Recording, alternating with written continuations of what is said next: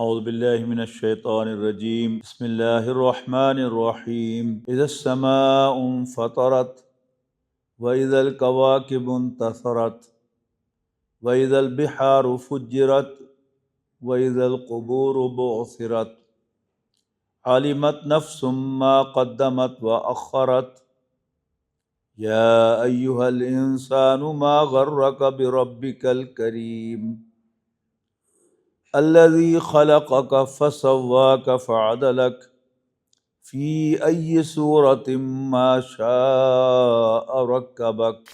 سورۃ کورت کے بعد بالکل اسی مضمون کی سورۃ انفطار ہے، اس کا آج ہم مطالعہ کریں گے۔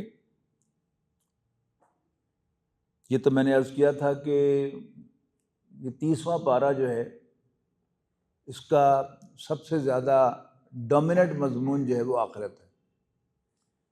ویسے تو اگر آپ پورے قرآن مجید کو بھی اگر آپ دیکھیں تو قرآن مجید میں سب سے زیادہ ذکر آخرت کا ہے، کہیں ڈائریکٹلی ہے، کہیں انڈائریکٹلی ہے، کہیں اس کے بارے میں وارن کیا جا رہا ہے، کہیں اس کے بارے میں خوشخبری سنائی جا رہی ہے، کہیں اس کے واقع ہونے قیامت کا ذکر ہے جو پہلا مرحلہ ہے، کبھی اس کے دوسرے مرحلے کا ذکر ہے، کہیں اس کی نعمتوں کا ذکر ہے، کہیں اس کے ہارر کا ذکر ہے، کہیں صرف یہی بتایا جاتا ہے کہ اللہ تعالیٰ جو ہے وہ سب کچھ دیکھ رہا ہے، اللہ تعالیٰ سب کچھ سنتا ہے، جو کچھ بھی تم کرتے ہو اللہ کے علم میں ہے۔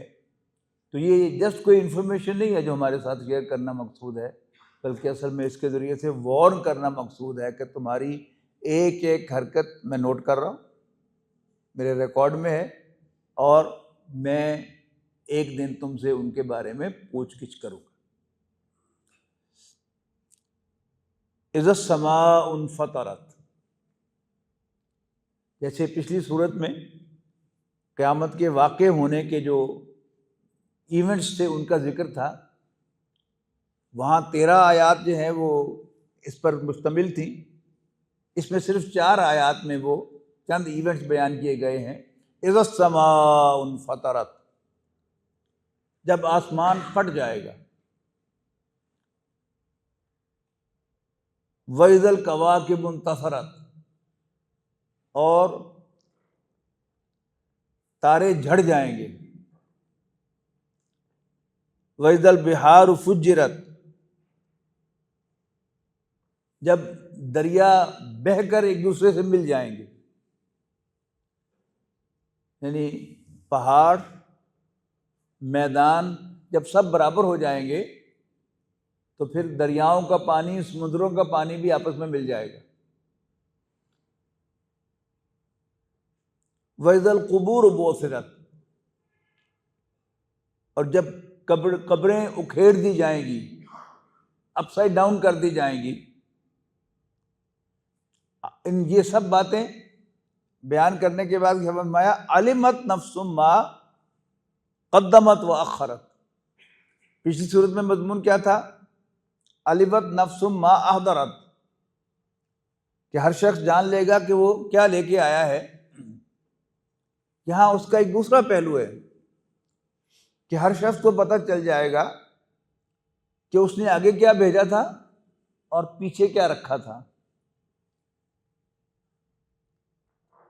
یہ جو قدمت اور اخرت ہے، یہ دونوں ماضی کے صیغے ہیں، ان کا جو مصدر ہے وہ ہے تقدیم و تاخیر، جو ہم اردو میں عام طور پر استعمال کرتے ہیں کہ کس چیز کو مقدم کیا اور کس چیز کو مؤخر کیا، اور یہ قرآن مجید کے بڑے بنیادی مضامین میں سے ہے۔ سورۃ کہف کا بظاہر مضمون یہ نہیں ہے،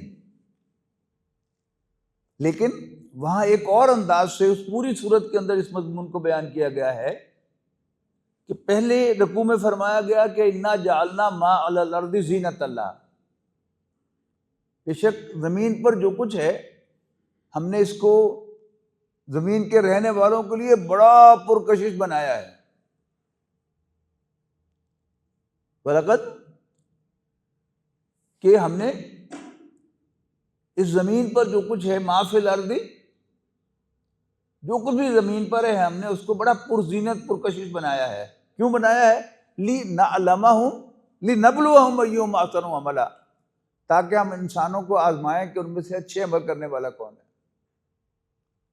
اور سورت کے آخری رکوع میں کیا فرمایا؟ قُلْ هَلْ نُنَبِّئُكُمْ بِالْأَخْسَرِينَ أَعْمَالًا، کیا ہم آپ کو بتائیں کہ اعمال کے لحاظ سے ورسٹ لوزرز کون سے ہیں؟ اخسرین اعمالا، سب سے زیادہ خسارہ پانے والے اعمال کے لحاظ سے کون سے ہیں؟ پھر خود ہی اس کی وضاحت فرمائی، الذین ضل سعیہم فی الحیات الدنیا، وہ لوگ کہ جن کی تمام دوڑ دھوپ، صحیح کہتے ہیں نا، کوشش، محنت، دوڑ دھوپ، جن کی تمام دوڑ دھوپ دنیا ہی میں الجھ کر رہ گئی، گم ہو کر رہ گئی. اب کافر کی یہ پہچان کے آفاق میں گم ہے. علامہ اقبال نے تو صرف یہ کافر کی پہچان بتائی ہے، لیکن حقیقت جانے تو ہم سب کی پہچان یہی ہے. ہماری سوچ بچار، اٹھنا بیٹھنا، پلاننگ، حساب کتاب کس کے لیے؟ دنیا کے لیے. تو ہم سب دنیا میں الجھے ہوئے ہیں. کیا ہم تمہیں بتائیں کہ اعمال کے لحاظ سے ورسٹ لوزرز کون سے ہیں؟ الذین ضل سعیہم فی الحیات الدنیا. آگے سنیے، وَهُمْ يَحْسَبُونَ أَنَّهُمْ يُحْسِنُونَ صُنْعًا، اور وہ یہ سمجھے بیٹھے ہیں کہ وہ بڑا تیر مار رہے ہیں. ہم سب یہ سمجھتے ہیں، کم سے کم جتنے بھی لوگ یہاں بیٹھے ہیں وہ اپنی لائف میں سیٹلڈ ہیں، اور سیٹلڈ ہونے کے اعتبار سے وہ کیا سمجھتے ہیں؟ ہم بڑے کامیاب ہیں. یعنی ہمارے لیول کے جو اور لوگ ہیں، ہمارے کلاس فیلوز، ہمارے محلے دار، کئی ہیں کہ جو دھکے کھا رہے ہیں دنیا میں، اور ہمارے پاس اچھی جاب ہے، وی آر ڈوئنگ ویل. وَهُمْ يَحْسَبُونَ أَنَّهُمْ يُحْسِنُونَ صُنْعًا. آگے پڑھیے، أُولَٰئِكَ الَّذِينَ كَفَرُوا بِآيَاتِ رَبِّهِمْ، یہی تو وہ لوگ ہیں کہ جنہوں نے اپنے رب کی آیات کا انکار کیا ہے. اب رب کی آیات کون سی ہیں؟ کہ نبی اکرم صلی اللہ علیہ وسلم کی فیوریٹ صورتوں میں سے سورۃ اعلیٰ ہے،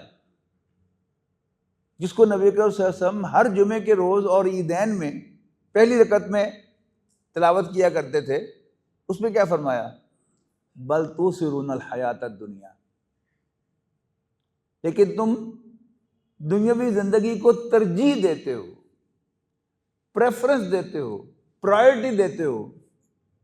والآخرۃ خیر وابقیٰ، حالانکہ آخرت بہتر بھی ہے اور لانگ لاسٹنگ بھی ہے. یعنی آخرت کا ایمان ہو یا نہ ہو، اس بات کا تو ہم سب تجربہ رکھتے ہیں، اپنے ہاتھوں سے اپنے مردوں کو دفن کرتے ہیں. ہم سب کو یقین ہے کہ ہم نے ایک دن جانا ہے. کوئی ایسا شخص آپ نے دیکھا ہے جو موت کا منکر ہو؟ موت کا کوئی منکر نہیں ہے. آخرت کے منکر ہیں. مطلب کیا ہوا؟ کہ یہ زندگی عارضی ہے. پھر سورہ نحل میں فرمایا ما عندکم ینفد وما عند اللہ باق، جو تمہارے پاس ہے یہ ختم ہو جائے گا. زندگی بھی ختم ہو جائے گی اور اس کا مال و متاع بھی ختم ہو جائے گا، لیکن وما عند اللہ باق، جو اللہ کے پاس ہے وہ باقی رہنے والا ہے. لیکن یہ بھی ہمیں یقین ہے، لیکن اس پر بھی ہماری توجہ نہیں ہوتی. یعنی بار بار ہماری سوچ کے اوپر جو چیز چھائی ہوئی ہے وہ کیا ہے؟ دنیا. یعنی ہم سب اللہ کے فضل و کرم سے سیٹلڈ ہیں، لیکن اور دنیا حاصل کرنے کی فکر.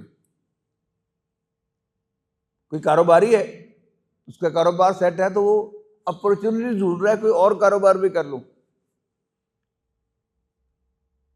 یا ایک مل کا مالک ہے، وہ سوچتا ہے کہ میں ایک اور مل بھی لگا لوں، ادھر بھی ہاتھ ڈال لوں، ادھر بھی ہاتھ ڈال لوں. سورۃ نازعات میں ہم پڑھ کے آئے ہیں، یہی مضمون ایک اور انداز سے آیا تھا. کہ فاما من طغا وآثر الحیات الدنیا، جس نے سرکشی کی روش اختیار کی، بغاوت کی، اور ثبوت کیا ہے بغاوت کا؟ وآثر الحیات الدنیا، اور اس نے دنیاوی زندگی کو ترجیح دی، فإن الجحیم ہی المأویٰ، تو اس کا ٹھکانہ جہنم ہوگی۔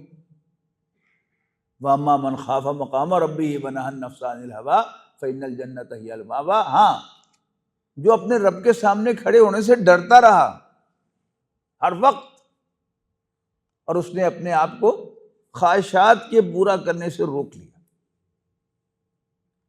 ضروریات نہیں کہا، خواہشات کہا ہے۔ ہم سب کی ضرورتیں تو پوری ہو رہی ہیں، لیکن خواہش کیا ہے؟ اور تو فرمایا کہ جب آسمان پھٹ جائے گا، تارے جھڑ جائیں گے، اور دریا بہہ کر ایک دوسرے سے مل جائیں گے، وَإِذَا الْقُبُورُ بُعْثِرَتْ، اور قبریں پھاڑ دی جائیں گی، اکھیڑ دی جائیں گی، عَلِمَتْ نَفْسٌ مَا قَدَّمَتْ وَأَخَّرَتْ، ہر شخص کو پتہ چل جائے گا کہ اس نے آگے کیا بھیجا تھا، پیچھے کیا رکھا تھا۔ یا ایھا الانسان، ہماری جو تقاریر کا مقابلہ اسٹوڈنٹ لائف میں ہم دیکھتے تھے، اس میں پارٹیسپیٹ کرتے تھے، کہ جب کوئی خاص بات کہنی ہوتی تھی تو کہا جاتا تھا صدر محترم، صدر ذی وقار، میرے دوستو۔ اب خاص متوجہ کرنے کے لیے یا ایھا الانسان، اے انسان، یعنی مجھ سے، آپ سے، ہم سب کو اللہ تعالیٰ جھنجھوڑ کر کہہ رہا ہے، ما غرک بربک الکریم، تمہیں اپنے رب کریم کے بارے میں کس چیز نے دھوکے میں ڈال دیا؟ آخرت کا جو انکار ہے، اس کے کئی شیڈز ہیں۔ کچھ لوگ تو وہ ہیں کہ جو آخرت کے امکان ہی کو رد کرتے ہیں، قرآن مجید میں جا بجا ان کا ذکر ہے، اَإِذَا مِتْنَا وَكُنَّا تُرَابًا، کیا بھلا جب ہم مٹی ہو جائیں گے اور مٹی میں رول مل جائیں گے، ہڈیاں بھی گل سڑ جائیں گی، تو کیا اِنَّا لَمَبْعُوثُونَ، ہم پھر اٹھائے جائیں گے؟ نو نو نو نو، ہیہاتا لما توعدون، جس طرف تم ہمیں بلا رہے ہو انہونی بات ہے، امپاسبل امپاسبل امپاسبل، یہ تھا کورا انکار۔ پھر ذرا اسی کو ذرا اور لاجیکلی اس کے ان سب باتوں کا جواب کیسے دیا گیا؟ زیادہ حساب کتاب کے ساتھ دیکھو نا، جب ہماری ہڈیاں بھی گل سڑ جائیں گی اور ہم مٹی میں رل جائیں گے، پھر کبھی علم کے اعتبار سے دیکھو نا، ایک انسان کی 60-70 سالہ زندگی، اس کی تفاصیل، پھر ارب انسان، ان کی تفاصیل، تو یہ سارا ریکارڈ مینٹین کرنا ممکن نہیں ہے۔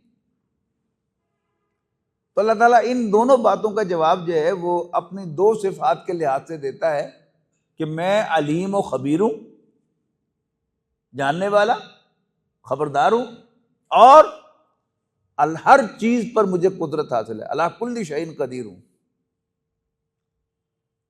اس کے بعد پھر ماننے کے بعد انکار ہیں، اس کی کئی صورتیں ہیں۔ مثلا ہاں آخرت آئے گی تو صحیح، لیکن کچھ ہوں گے ہمارے سفارشی جو ہمیں چھڑا لیں گے، کچھ ہوں گے ہمارے سفارشی جو چھڑا لیں گے۔ اچھا، یہ اتنا امپورٹنٹ مضمون ہے کہ اسے آیت الکرسی میں اس کو بیان کیا گیا ہے، من ذا الذی یشفع عندہ الا باذنہ، کون ہے جو اللہ کے حضور سفارش کر سکے اس کی اجازت کے بغیر؟ اور آپ جانتے ہیں کہ اگر سفارشی کو سفارش کرنے کے لیے اجازت لینی پڑے کہ سر اگر اجازت ہو تو میں کچھ عرض کروں، تو خاک سفارش کرے گا، ہے نا۔ دوسری صورت سفارش کی کیا ہوتی ہے کہ کوئی آ کر بتائے، جو بھی کنسرن اتھارٹی ہے، کہ جی فائل جو کچھ آپ کو بتا رہی ہے یہ درست نہیں ہے، میں چشمدید گواہ ہوں کہ ایسے نہیں ایسے ہوا تھا۔ تو اللہ تعالیٰ سے زیادہ بڑا گواہ کون ہے؟ جو کچھ تمہارے سامنے ہو رہا ہے اسے بھی جانتا ہے، اور جو کچھ تمہارے پیچھے ہو رہا ہے اسے کو بھی جانتا ہے۔ یعلم ما بین ایدیہم، اللہ تو جانتا ہے جو کچھ ان کے سامنے ہے، وما خلفہم، اور جو ان کے پیچھے۔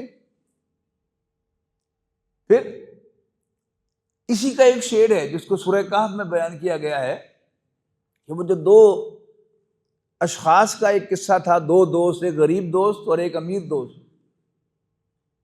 اب وہ امیر دوست کیا کہتا ہے؟ میں مال و اولاد کے لحاظ سے تم سے بہتر ہوں، انا اکثر من کا مالا و ولدا۔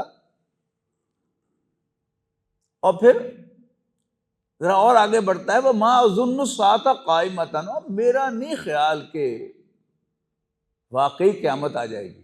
اس کا مطلب کیا ہے کہ وہ ان پرنسپل آخرت کو مانتا ہے، کلمہ پڑھتا ہے۔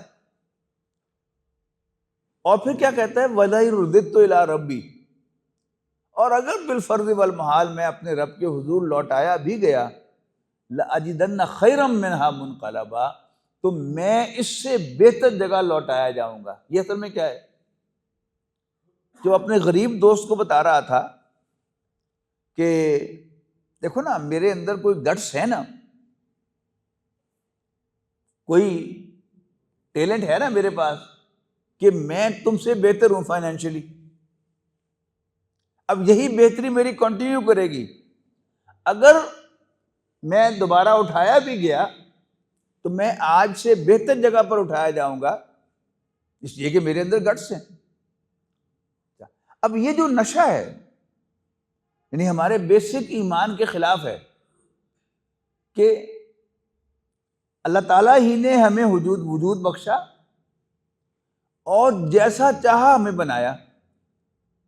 ہمیں سے ہر شخص کا جی چاہتا ہے کہ وہ ہینڈسم ہو، لیکن اللہ تعالیٰ نے ہم سب کو ہینڈسم نہیں بنایا۔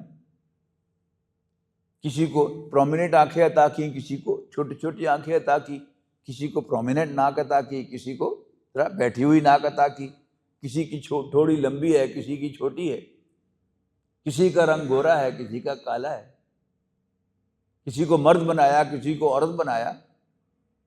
سب اس کے اپنے فیصلے ہیں۔ اسی طرح جسے چاہا ویل ٹو ڈو بنایا اور جسے چاہا تنگ دست بنایا۔ یہی مضمون جا کے سورہ قصص میں قارون کی زبان سے بھی یہ نکلوایا گیا کہ انما اوتیتہ علی علم عندی، یہ سب کچھ مجھے ملا ہے اپنے علم، نو ہاؤ کی بنیاد پر۔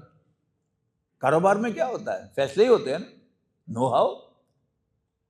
کہ دو آدمی ایک ہی دن کاروبار شروع کرتے ہیں، ایک کے پاس کاروبار کو نو ہاؤ ہے تو وہ تھوڑے سرمایہ سے بہت زیادہ سرمایہ بنا لیتا ہے، اور دوسرے کے پاس کاروبار کا نو ہاؤ نہیں ہے تو موسٹ پروبلی کیا ہوگا کہ وہ اصل سرمایہ بھی ڈبو بیٹھے گا۔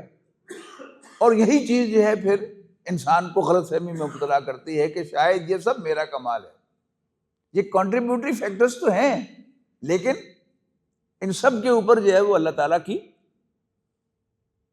مشیت شامل ہوتی ہے، اس کی ول شامل ہوتی ہے، اس کی پرمیشن شامل ہوتی ہے، تبھی کوئی کام ہوتا ہے۔ وہ کیا کہتا ہے، انہا اوتیت علی علم عندی، مجھے یہ سب کچھ اپنے علم کی بنیاد پر ملا ہے۔ تو وہ امیر آدمی غریب آدمی سے کہتا ہے کہ پہلی بات تو یہ کہ میں تم سے بہتر ہوں اس دنیا میں، اور میرا نہیں خیال کہ قیامت شیامت آئے گی، اور یہ تم مولوی لوگ جو کہتے ہو کہ قیامت آئے گی، ٹھیک ہے، وَلَئِن رُدِدتُّ إِلَىٰ رَبِّي، اگر میں اپنے رب کے حضور لوٹایا بھی گیا، لَأَجِدَنَّ خَيْرًا مِّنْهَا مُنْقَلَبًا، تو میں اس سے بہتر جگہ لوٹایا جاؤں گا۔ اچھا، اب وہ جو دنیا کی پرائرٹی ہے کہ کس چیز کو مقدم کیا، کس چیز کو مؤخر کیا، آگے کیا بھیجا، پیچھے کیا رکھا، اب وہ سارا کچا چٹا کھول کر رکھ دیا جائے گا، اس کی طرف اشارہ ہے۔ اور پھر کہا یہ جو شیڈ ہے، جو یہاں پر آخرت کے انکار کا شیڈ ہے، وہ کیا ہے؟ یعنی کوئی چھڑانے والے ہوں گے اسی میں، پھر یعنی اللہ کے نیک بندوں انبیاء، اولیاء، اتقیاء کا سہارا بھی ہو سکتا ہے کہ وہ ہمیں چھڑا لیں گے، لیکن یہاں جو ذکر آیا ہے وہ ایک اور شیڈ کا ذکر ہے. وہ کیا ہے؟ اللہ بڑا غفور الرحیم ہے. اور بڑے بڑے انٹلیکچوئلس، علامہ اقبال جیسے بھی کیا کہتے ہیں کہ کوئی یہ پوچھے کہ وائس کا کیا بگڑتا ہے، جو بے عمل پہ بھی رحمت وہ بے نیاز کرے. اللہ تعالیٰ تو بڑا بے نیاز ہے، اسے ہماری نمازوں سے کیا سروکار ہے، اسے ہمارے نیک اعمال سے کیا سروکار ہے. وہ تو بڑا بخشنہار ہے، وہ تو بڑے بڑے گناہوں کو بخش دے گا. یہ چھوٹے چھوٹے گناہ جو ہیں ان کی تو کوئی حیثیت ہی نہیں ہے.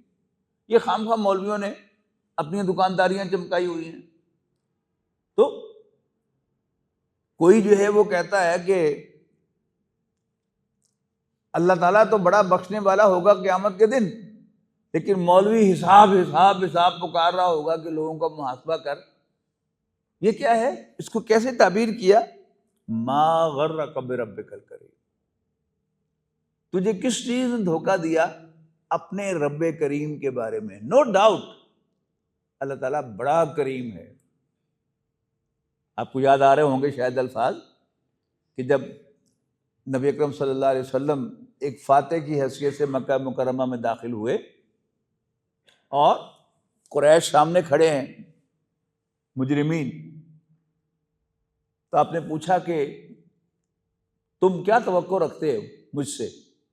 تو انہیں الفاظ استعمال کیا، انتا کریم ابن کریم، ابن کریم، آپ بہت شریف آدمی ہیں، ایک شریف آدمی کے بیٹے، ایک شریف آدمی کے پوتے ہیں، ہمیں آپ سے شرافت کی توقع ہے. تو آپ نے فرمایا میں تمہیں وہی جواب دیتا ہوں جو میرے بھائی یوسف نے اپنے بھائیوں سے کو دیا تھا کہ انتم الطلقاء، تم سب کے سب آزاد. اب وہی لفظ کریم یہاں پر آیا ہے کہ اللہ بڑا کریم ہے، لیکن اللہ تعالیٰ کی صفت کریم ہی نہیں ہے، اللہ تعالیٰ کی عادل بھی ہے. جو تم نے زیادتیاں کی ہیں دوسرے انسانوں پر، اس کا تو بھی تو تمہیں حساب دینا ہے نا. اچھا، اس کے لیے دلیل بھی اگلی جگہ وہی آ رہی ہے کہ الذی خلقک، جس نے تمہیں پیدا کیا، فسواک، اور تمہاری نوک پلک سواری. یعنی کنسٹرکشن کے یہ دو سٹیپس ہوتے ہیں ہمیشہ، ایک سٹرکچر کا کھڑا کرنا اور دوسرا فنش کرنا. تو اللہ تعالیٰ نے انسان کا سٹرکچر بھی بنایا اور پھر اس کو فنش بھی کیا. جیسے میں نے آپ سے عرض کیا کہ صرف اس چہرے میں اللہ تعالیٰ نے کیا ویرائٹی کریٹ کی ہے. یہ کیا ہے؟ یہ اس کی تخلیق کا کمال ہے. فسواک، اور پھر تمہیں برابر کیا. اس میں خاص طور پر ذکر ہوتا ہے کہ اللہ تعالیٰ نے، یعنی یہ جو سٹرکچر ہے یہ تو حیوانات کے اندر بھی ہے، لیکن حیوانات کو اپنے اوپر کنٹرول نہیں ہوتا. اللہ تعالیٰ نے انسان کو اپنے اوپر کنٹرول عطا کیا، اور اسی کی اصل میں جواب دہی ہے. کسی جانور سے، کسی پتے سے جواب دہی نہیں ہے. انسان سے جواب دہی کیوں ہے؟ کہ اللہ تعالیٰ نے انسان کو فنش کر کے انڈیپینڈنٹ بنا دیا. اب وہ اپنی مرضی سے کھاتا، اپنی مرضی سے پیتا، اپنی مرضی سے ریٹیلیٹ کرتا اور باقی خواہشات کی تکمیل کرتا. جبکہ جانور وہ اپنے انسٹنکٹس کے ہاتھوں مجبور ہیں. جانور کو بھوک لگ جائے تو کھاوے، جب اس کو کھانا مل جائے. پیاس لگ جائے اور پانی سامنے آ جائے پیے ہی پیے. غصہ آ جائے اور کیلکولیشن یہ ہو کہ میں بدلہ لے سکتا ہوں، کو لے گا ہی لے گا. انسان کو اللہ تعالیٰ نے یہ صلاحیت بخشی ہے کہ وہ اپنی خواہشات پر پورا کنٹرول رکھتا ہے. یہ اس کا تسویہ ہے. اور اس کے بعد فرمایا فَعَدَلَكَ، اور پھر تمہیں بیلنس کیا. عدل کہتے ہیں نا، عدل و انصاف. عدل و انصاف میں یعنی ہائی کورٹ کا جو سمبل ہے مونوگرام ہے، اور سپریم کورٹ جو مونوگرام جو ہے وہ کیا ہے؟ ترازو. تو اللہ تعالیٰ نے بیلنس کیا انسان کو ہر اعتبار سے، یعنی خواہشات اور کنٹرول. پھر انسان کے رائٹ سائڈ اور لیفٹ سائڈ کا کنٹرول، آنکھوں اور کانوں کے درمیان کنٹرول، بیلنس. آپ کے علم میں ہوگا کہ انسان کا جو جسم کا بیلنس ہے وہ اللہ تعالیٰ نے انٹرنل ایئر کے اندر رکھا ہے، کہ ہمارے کان کے اندر ایک حصہ ہے جس میں ایک فلوئڈ جو ہے وہ رکھا گیا ہے، اور اوپر کچھ ریشے ہیں کہ جو لٹک رہے ہیں، اور جب کوئی ریشہ جو ہے وہ ایک زیادہ اس طرف کا اگر ڈوبتا ہے تو وہ فوراً سینسر کا کام دیتا ہے کہ دوسری طرف سے انسان خود بخود بیلنس ہو جاتا ہے، گرتا ہے نا، گرنے لگتا ہے انسان تو بیلنس ہو جاتا ہے۔ تو یہ صلاحیت کس نے دی ہے انسان کو؟ اللہ تعالیٰ نے عطا کی ہے۔ تو الذی خلقک فسواک فعدلک فی ای صورت ما شاء رکبک، اور پھر کیسی کیسی تمہاری صورتیں بنا دیں۔ یہ رکبہ جو ہے یہ ترکیب سے بنا ہے، اور ترکیب سے ہی مرکب بنا ہے۔ مرکب کیا ہوتا ہے؟ یعنی ایک ایلیمنٹ ہے، اس کی اپنی کچھ صفات ہیں، جب وہ دوسرے ایلیمنٹ کے ساتھ ملتا ہے تو وہ ایک کمپاؤنڈ بنتا ہے، مرکب بنتا ہے۔ تو اللہ تعالیٰ نے انسان کے مختلف سیگمنٹ بنائے ہیں، آنکھیں ہیں، کان ہے، دماغ ہے، دل ہے، پھیپھڑے ہیں، سینہ ہے، پھر انسان کے یہ بازو ہیں، ٹانگیں ہیں، یہ سب کیا ہے؟ اللہ تعالیٰ نے بیلنس بنائی ہیں۔ ایک چھوٹے بچے کو آپ دیکھیں کہ جو ابھی چلنا سیکھ رہا ہے، تو آپ اس کو دیکھیں نا کہ پہلے وہ گھٹنوں کے بل چل رہا ہے، پھر اس کے بعد وہ آہستہ آہستہ اٹھتا ہے تو پھر بیلنس لوز کر جاتا ہے، پھر گر پڑتا ہے، پھر چلنا شروع کرتا ہے، اور پھر ایک دو قدم کے چل کے گر جاتا ہے، پھر آہستہ آہستہ وہ اپنے آپ کو بیلنس کر لیتا ہے۔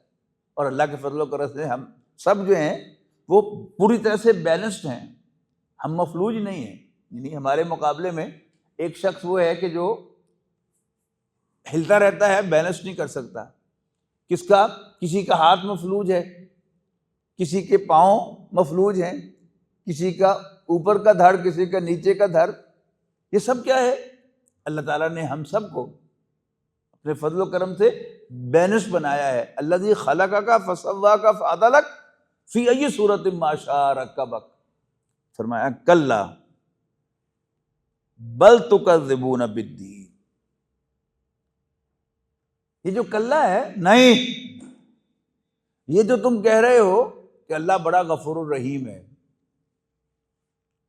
یہ کہہ کر اور اللہ تعالیٰ کے غفور الرحیم ہونے اور کریم ہونے کی پلی لے کر اصل میں تم آخرت کا انکار کرنا چاہتے ہو۔ کلا بل تکذبون بالدین، اصل میں تم جواب دہی، بدلہ، یعنی یوم الدین کا انکار کر رہے ہو۔ وَإِنَّ عَلَيْكُمْ لَحَافِظِينَ، جبکہ تمہارے اوپر مقرر ہیں حفاظت کرنے والے، تمہیں نگرانی کرنے والے، تمہارا ہر چیز نوٹ کرنے والے۔ کون ہیں وہ؟ کرامن کاتبین، عزت والے، وہی کریم کا لفظ اب کرامن سے آ گیا، کرامن کاتبین، بڑے باعزت لکھنے والے۔ مراد کون ہے؟ فرشتے۔ ویسے تو جو ہمارا علم آگے بڑھ رہا ہے، خاص طور پر ہمارا جو نروس سسٹم ہے، جو ہم اسے کھول کر دیکھتے ہیں، اس کی آپ یوں سمجھیں کہ یہ کمپیوٹر اور یہ ساری جو الیکٹرانک میل ہم نے بنائی ہے، یہ اسی انسان کے نروس سسٹم کو بنا کر دیکھ کر بنائی ہے۔ اب یہ جو ہماری ای میلز ہیں، کمیونیکیشن ہو رہی ہے یہاں بیٹھے ہوئے امریکہ سے، اس کو آپ کسی جگہ پر بھی کوئی مانیٹر لگا لیں، آپ اس کو مانیٹر کر سکتے ہیں کہ جی کیا کمیونیکیشن ہو رہی ہے، اور جہاں سے چاہیں اس کا پرنٹ بھی نکال سکتے ہیں۔ اب ایف بی آئی جو ہے وہ ہماری ساری جو ای میلز ہوتی ہیں، جس کو بھی پکڑنا ہوتا ہے، اس کی وہ ایک پورا کا پورا ایک پیکٹ جو ہے وہ لے کے آ جاتے ہیں اس کے ای میلز کا، اور اس کو ہائی لائٹ کیا ہوا ہوتا ہے جس پر اس کو سوال کرنا ہے، اور اس سے پوچھتے ہیں۔ انسان حیران ہو جاتا ہے کہ میں نے تو یہ صرف سیکریٹلی ایک میسج جو ہے وہ اسے کیا تھا، یہ تو میرا بڑا سیکریٹ جو ہے وہ ایک لیٹر تھا، لیکن وہ سب کا سب جب چاہیں اس سسٹم کے بنانے والے اس کو پکڑ سکتے ہیں۔ تو انسان کے جسم میں کہاں کہاں یہ سب ریکارڈ ہو رہا ہے، ہمیں کچھ معلوم نہیں، لیکن صرف اسی پر نہیں چھوڑا اللہ تعالیٰ نے، یعنی اس لیے کہ سسٹمز ہیک ہو جاتے ہیں، اللہ تعالیٰ نے اپنے فرشتوں کو بھی، جو پرسونیفائڈ بینگز ہیں، فرشتے صرف فورسز آف دی نیچر نہیں ہیں، بلکہ وہ کیا ہے، وہ پرسونیفائڈ بینگز ہیں، وہ باقاعدہ اس کی حفاظت کرتے رہتے ہیں، جو دائیں بائیں بیٹھے، وہ قرآن مجید میں، حدیث میں ساری اس کی تفصیل آئی ہے۔ تو کرامن کاتبین، بڑے ہی عزت والے لکھنے والے، یعلمون ما تفعلون، جو کچھ بھی تم کر رہے ہو اس کو جانتے ہیں۔ ان الابرار لفی نعیم، یقیناً نیک لوگ، نیکوکار نعمتوں میں ہوں گے۔ یہ نعیم جو ہے، اس کے دو مطلب دیے کیے گئے ہیں، نعیم نعمت کی جمع بھی ہے، اور نعیم کے معنی کمفرٹ بھی ہے، یعنی ان الابرار لفی نعیم، نیکوکار کمفرٹس میں ہوں گے یا جنت کی نعمتوں میں ہوں گے، بات ایک ہی ہے۔ وَإِنَّ الْفُجَّارَ لَفِي جَحِيمٍ يَصْلَوْنَهَا يَوْمَ الدِّينِ، اور فجار بدکار یعنی فاسق و فاجر، لفی جہیم دوزخ میں ہوں گے،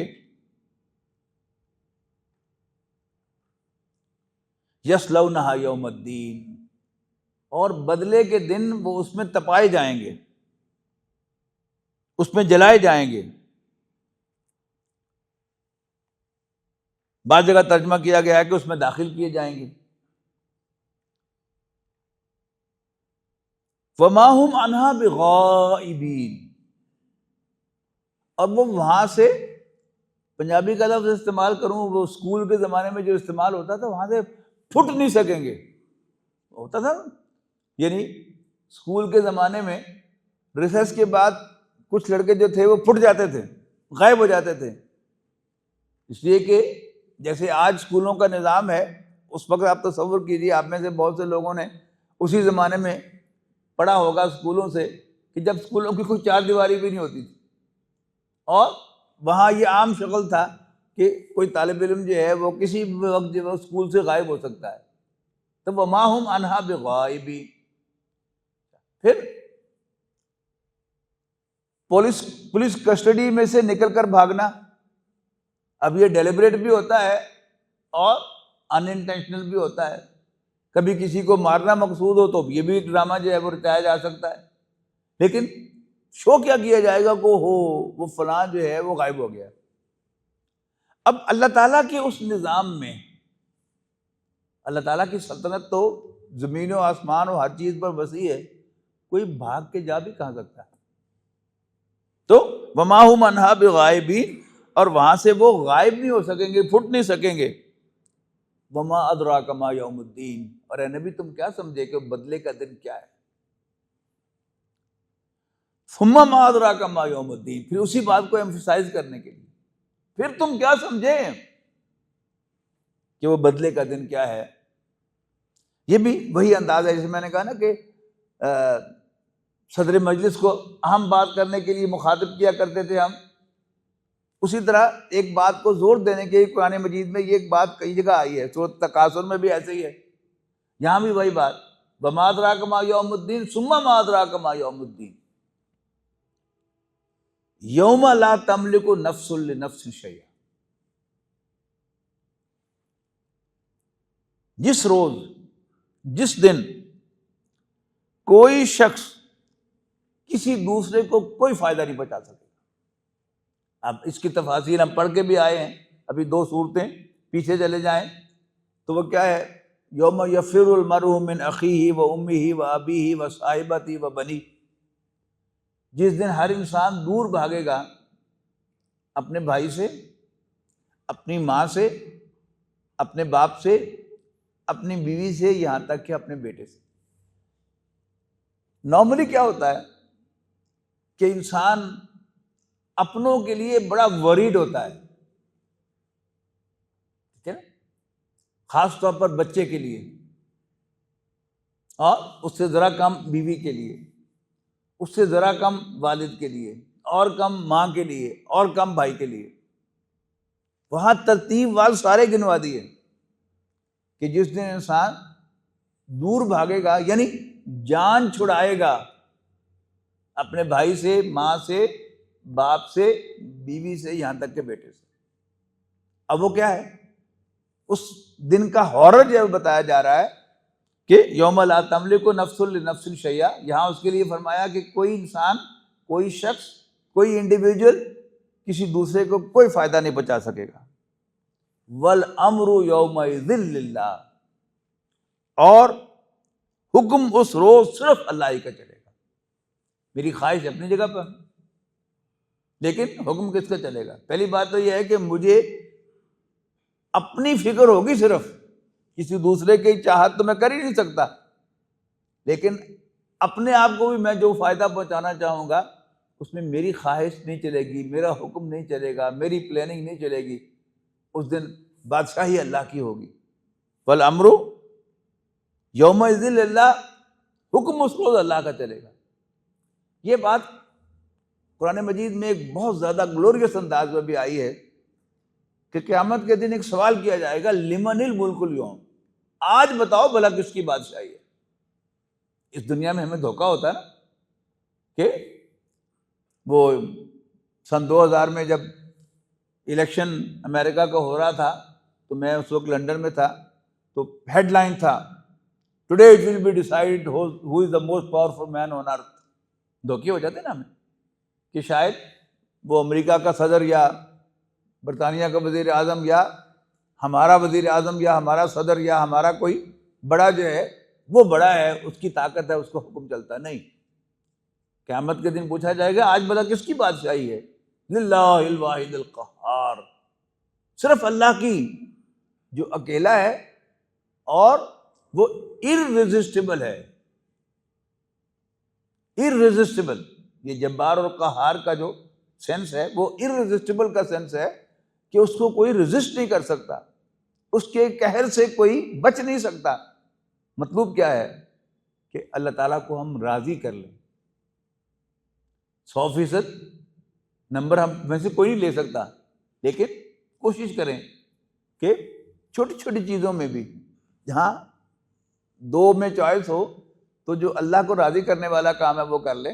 تو اگر ہم اللہ کو راضی کرنے میں کامیاب ہو جائیں گے تو پھر اللہ تعالیٰ واقعتاً ہمیں اپنی رحمت کے سائے میں لے لے گا۔ اللہ تعالیٰ سے دعا ہے کہ اللہ تعالیٰ ہمیں اس کا اہل بنائے۔ بارک اللہ لی ولکم فی القرآن العظیم ونفعنی وإیاکم بالآیات و ذکر الحکیم۔ بہت شکریہ۔